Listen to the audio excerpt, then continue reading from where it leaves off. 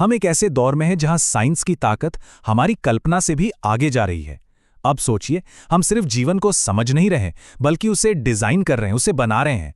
और ये जो जीवन को ही बनाने की काबिलियत है, ये अपने साथ कुछ बहुत ही गहरे नैतिक सवाल खड़े करती है। और यही वो सवाल है, अगर हम जीवन को स्क्रैच से बना सकते हैं तो उसके प्रति हमारी क्या जिम्मेदारी बनती है। यही सवाल इस पूरे विश्लेषण के केंद्र में रहेगा। तो चलिए इस नई दुनिया को एक्सप्लोर करना शुरू करते हैं। तो सबसे पहले ये सिंथेटिक बायोलॉजी आखिर है क्या चीज? इसको ना ऐसे समझिए जैसे कि हम प्रकृति की वर्कशॉप में इंजीनियरिंग के टूल्स लेकर गए हों।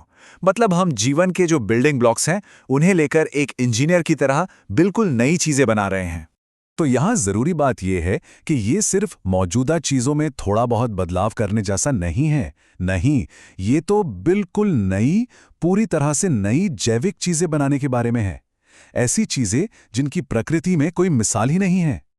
और हाँ, ये समझना बहुत जरूरी है कि ये पारंपरिक जीएमओ तकनीक से कितना अलग है। देखिए, जीएमओ क्या करते हैं? वो मौजूदा जीनों में छोटे मोटे बदलाव करते हैं। लेकिन सिंथेटिक बायोलॉजी, वो तो पूरे के पूरे नए जेनेटिक रास्ते बना सकती है। ऐसे गुण पैदा कर सकती है जो प्रकृति में पहले कभी थे ही नहीं। सच में ये एक बहुत बड़ी छलांग है। और सुनिए, ये कोई भविष्य का सपना नहीं है, ये अब हकीकत बन चुका है। इसकी प्रगति की रफ्तार देखिए जरा। 2002 में पहला कृत्रिम वायरस बनाया गया। 2010 आते आते सिंथिया नाम का पहला पूरी तरह से सिंथेटिक सेल भी बन गया। और आज हम जटिल यीस्ट जीनोम को भी सिंथेसाइज कर रहे हैं। मतलब प्रगति बहुत तेजी से हो रही है।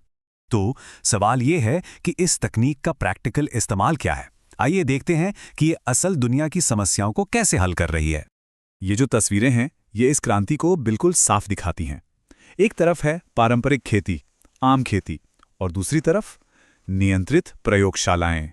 ये हैं जीवित कारखाने। अब हम जरूरी चीजों के लिए सिर्फ पौधों पर निर्भर नहीं हैं, बल्कि हम उन्हें सीधे सूक्ष्म जीवों से बना सकते हैं।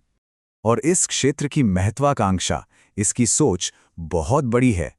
जैसा कि सिंथेटिक बायोलॉजिस्ट जे कैसलिंग कहते हैं, लक्ष्य ये है कि प्रकृति जो कुछ भी बना सकती है, हम उसे एक नियंत्रित वातावरण में मांग के अनुसार बना सकें। और इसके ठोस फायदे ना पहले से ही दिखने लगे। सोचिए, मलेरिया की दवा आर्टेमिसिन बनाने वाले यीस्ट से लेकर चीनी को दर्द निवारक ओपियोइड में बदलने वाले यीस्ट तक, ये तकनीक दवा और उद्योग में एक क्रांति ला रही है। इससे उत्पादन ज्यादा भरोसेमंद और टिकाऊ बन रहा है। लेकिन अब यहाँ कहानी में एक बहुत जरूरी मोड़ आता है। अब तक हम बात कर रहे थे कि सिंथेटिक जीवन हमारे लिए क्या करता है। अब हमें ये सोचना होगा कि ये अपने आप में क्या है। इस नैतिक बहस को ठीक से समझने के लिए ना, हमें दो विचारों को समझना होगा। एक है बाह्य मूल्य, यानी किसी चीज की उपयोगिता, जैसे एक पेड़ की लकड़ी। और दूसरा है आंतरिक मूल्य, यानी किसी चीज का खुद का मूल्य अपने आप में, जैसे उस पेड़ का अपना जीवन। और बस यहीं पर आकर मुख्य संघर्ष शुरू होता है। ये टकराव है दो अलग अलग नजरियों के बीच। एक है उपयोगितावादी और दूसरा है जीव केंद्रित। उपयोगितावादी नजरिया कहता है कि मूल्य उपयोगिता से आता है, मतलब ये जीव हमारे लिए क्या कर सकते हैं। जबकि जीव केंद्रित नजरिया कहता है कि जीवन का अपने आप में एक मूल्य है, चाहे वो हमारे किसी काम आए या ना आए।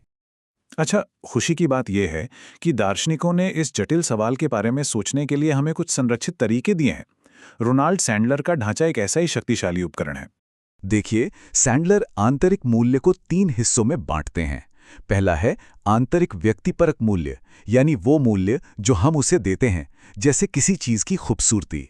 दूसरा है आंतरिक वस्तुनिष्ठ मूल्य, जो उसके जिंदा रहने के अपने प्राकृतिक उद्देश्य से जुड़ा है। और तीसरा, जो सबसे जरूरी है, वो है निहित मूल्य।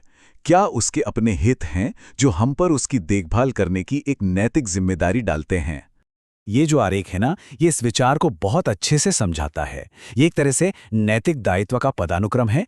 केंद्र में है इंसान, फिर जैसे जैसे हम बाहर की तरफ जाते हैं, कशेरुकी, फिर अकशेरुकी, और आखिर में सूक्ष्म जीवों तक हमारी नैतिक जिम्मेदारी भी कम होती जाती है।